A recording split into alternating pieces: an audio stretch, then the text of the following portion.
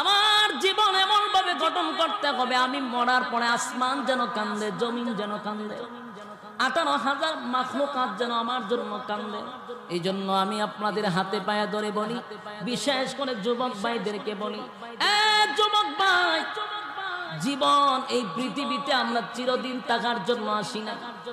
এখন দেখবেন ভালো করে অ্যানালাইজ করে, এখন কিন্তু বৃদ্ধ মরে কম, যুবকরা মরে বেশি। আমরা মরি বেশি কারণ আমাদের গুনাহ বেশি, হায়াত কম। আমাদের বাপ দাদারা 80-90 বছর হায়াত পাইছে। কেন পাইছে? গুনাহ নাই।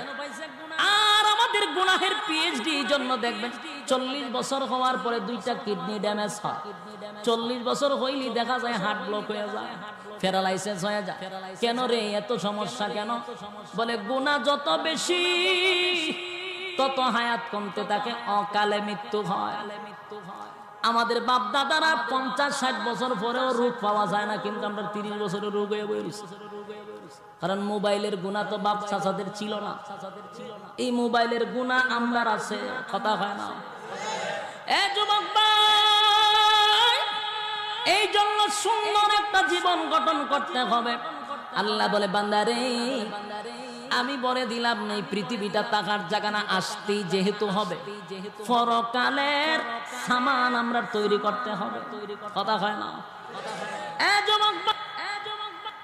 এই পৃথিবীটা এমন একটা জায়গা, কেউ কারো নয়, কেউ কারো নয়। আজকে আমি কার জন্য এত কিছু করলাম?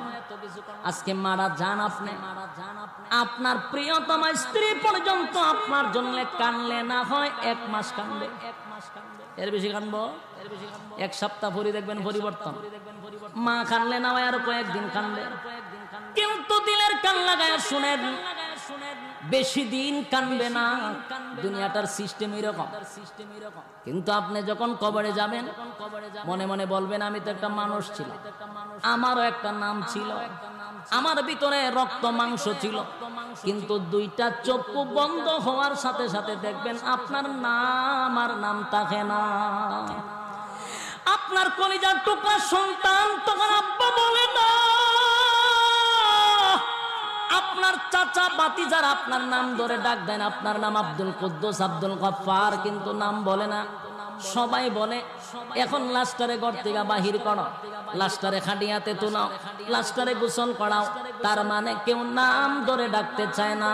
নামটা পর্যন্ত 2টা চক্ষু বন্ধ হওয়ার সাথে সাথে উদাও হয়ে যায়। আমি একটা মানুষ ছিলাম, আমার একটা পাকিস্তান ভারতের খেলা দেখার সময় আছে, বিপিএল আইপিএল